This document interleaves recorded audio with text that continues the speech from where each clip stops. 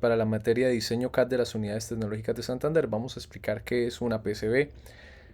Una PCB es una placa de circuito impreso que nos permite unir los componentes electrónicos a través de materiales conductores y materiales aislantes. Por lo general, las pistas que interconectan cada uno de los componentes son de materiales conductores tales como el cobre.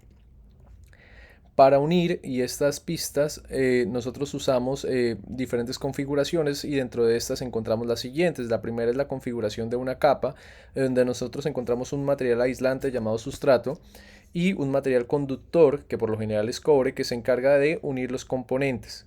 ¿Sí? Estas digamos son las PCBs más usadas, implementadas por su facilidad y para aquellas personas que son principiantes.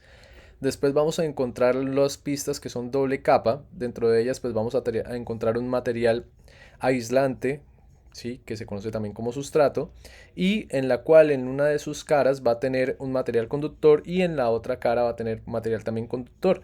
Permite, digamos, de alguna manera generar pistas un poco más complejas, ¿sí? Sin llegar a unirse las dos pistas, ni la pista de la parte superior con la pista de la parte inferior.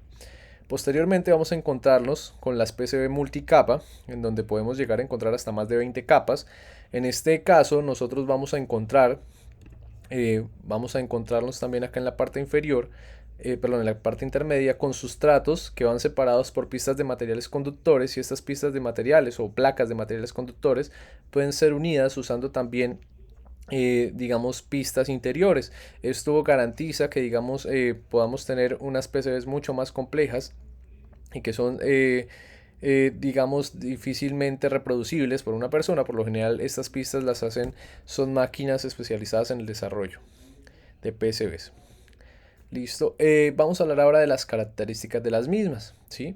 O como podrías decir, partes de una PCB. Dentro de ellas vamos a tener una capa de rotulado superior, básicamente serigrafiado. Cuando yo hablo de serigrafía, es básicamente el nombre donde se van a ubicar cada uno de los componentes. Nos permite o a la persona que vaya a implementar la PCB, pues conectar los componentes de una manera más sencilla, identificando por su nombre o código donde van a ubicarse. Después de la capa de rotulado superior nos vamos a encontrar con la máscara antisoldante superior. Esta máscara básicamente es una cubierta o una pintura especial que permite o limita que los componentes tengan algún tipo de conectividad entre ellos, los aísla unos de otros, garantizando que un mejor funcionamiento de la PCB. Después tendremos lo que es la capa de cobre superior. En esta capa pues es donde irán las pistas de cobre que obviamente irán recubiertas por la máscara antisoldante, ¿no? Pero entonces las pistas de cobre tienen que ser creadas previamente y que lo cual va a permitir interconectar los componentes tal como lo vemos acá en la imagen. Serían estas pistas en color rojito, ¿sí? Que permiten interconectar. Después de ello, después de la capa de cobre superior nos vamos a encontrar con el sustrato, ¿sí? O si es una PCB multicapa, pues con las diferentes capas que van desde la parte superior hasta la parte inferior, ¿sí? Y internamente dentro de estos sustratos vamos a encontrar capas internas de cobre, ¿sí? Que pueden ir desde 2 hasta 20, ¿sí? En el caso tal, para comenzar a unir pues las pistas intermedias en caso tal de ser requeridos. Después, cuando finalizamos ya de pasar desde la parte superior hasta la parte inferior en la última capa, pues obviamente habrá una capa de cobre inferior si es una PCB multicapa, ¿sí? También se ubicará una máscara antisoldante inferior y un rotulado inferior, este tal para identificar también posicionamiento de componentes. Las PCB tienden a variar dependiendo del diseño o de la aplicación hacia la cual van dirigidas. Tenemos unas PCBs mucho más complejas, por ejemplo para equipos portátiles, celulares, tablets. Unas PCBs de un tanto más sencillas, por ejemplo para microcontroladores de hornos microondas o televisores. También las PCB se pueden clasificar según los tipos de tecnologías para su diseño. Las principales son las siguientes. Tenemos tecnología Through Hole Technology, que básicamente es para aquellos componentes que van a ir perforando la PCB, ¿sí? Se tienen que abrir o generar aperturas para poder hacer el traspaso, ¿sí? Y por lo general se soldan en la parte inferior.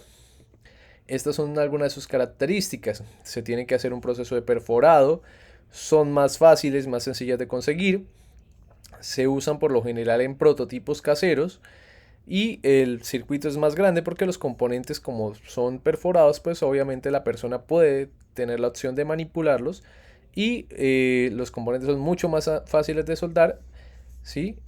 Pero más difíciles de retirar que los que son de montaje superficial, que es el que vamos a ver ahorita. El Surface Mount Technology básicamente son tecnología de montaje superficial. Las características que tenemos de estos, pues las PCBs son más baratas, por lo que no hay que hacer huecos, ¿sí? Los componentes son más difíciles de conseguir, por lo menos acá en Colombia. Los prototipos caseros son poco comunes porque la mayoría de las personas usa prototipos a través de TrueHole. Los circuitos son más pequeños, pues porque los componentes son más pequeños y los componentes son más difíciles de soldar, que tanto que en algunos casos se necesitan de máquinas especiales, pero para el retirado simplemente basta con calentar la superficie hasta la temperatura en el cual el estaño se derrita y poder retirar el componente. Entonces, dentro de los Surface Mount Device o los de montaje superficial, vamos a tener, digamos, como dos tipos de conexiones principales. Unos que tienen esto, conexión a través de su parte lateral, y otro que son conexiones a través de unas pines o unas bolitas en la parte inferior que tienen que ser calentados algunas veces en horno para poder ser soldados. Y estos de acá, pues simplemente con estaño líquido que se ubica sobre estas componentes y calentar la superficie debería soldarlos, ¿sí? Aunque pues por lo general, a no ser que se tenga práctica, siempre es complicado. Ahora sí vamos a hablar del proceso general de diseño de la PCB. Lo primero es diseñar el esquemático. Por lo general se usa un software especializado. Muchas veces se usa software como Proteus y algunas aplicaciones en línea que permiten el desarrollo de estos esquemáticos para su posterior producción. Después de esto se recomienda crear componentes. ¿Por qué? Porque no todos los componentes pueden estar dentro del software. De pronto requiramos unos componentes especiales o diseñados para nuestro prototipo, y en caso tal es necesario que nosotros los hagamos. Elegir los encapsulados de los componentes, es decir, cómo va a ser la cantidad de pines que va a tener cada uno de estos componentes que nosotros creamos, ¿sí? Las nomenclaturas, es decir, qué nombre va a llevar en el serigrafiado. Y pues por último debemos verificar las conexiones con el plano original, identificando que estén correctamente. Después de hacer el proceso de diseño del esquemático, dentro de la PCB tenemos que crear cada una de las conexiones que irán definiendo también las medidas, como observamos acá, para medirle cuánto por cuánto nos va a quedar nuestra PCB. Posteriormente acomodar los componentes dentro del software, ¿sí? Definir si la PCB será de una, dos o multicapa, ¿sí? Posteriormente realizar las conexiones a través del software para que se creen los caminos, teniendo en cuenta que siguiendo unas reglas de diseño y evitando que se choquen uno contra otro. Y posteriormente, pues después de tener todos los caminos, vamos a hacer la manufactura, que lo podemos hacer imprimiendo el diseño de la PCB y pues usando, digamos, algunas tecnologías rudimentarias para hacerlo, o mandándolo a imprimir, que en caso tal de mandarlo a imprimir, lo primero sería hacer un rediseño de la PCB, verificando que todo esté correctamente, y después comenzamos a generar los archivos Gerber, que son con los cuales yo puedo mandar producir mis PCBs. O en otro caso también tenemos que generar archivos BON, que son de todos los componentes que nosotros usamos dentro de la PCB para enviárselo al fabricante. Después debemos cotizar con las empresas, realizar un pedido de producción, ¿sí? Para que nosotros verifiquemos. Y se recomienda, esto no es obligatorio, este quinto paso, generar un documento de pruebas funcionales para que la empresa manufacturera verifique la PCB. Es decir, que nosotros le enviamos un documento para que ellos realicen pruebas y verifiquen si está funcionando o no.